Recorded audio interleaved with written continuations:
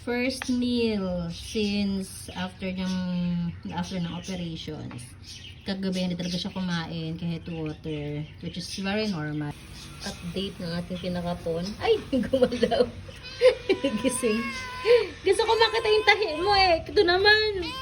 Update 7 days post-operations. Ayan ang kanyang sugat.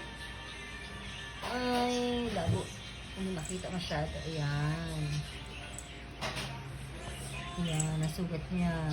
Today is the 9th day ng kanyang pagka-confine sa kanyang kulungan. Sa tingin ko pwede na siyang palabasin. Labas na! Halika na! Yay! Yan muna. Nandun na sa ilalim. Sa wakas, nakapagkamot na? Kamot na?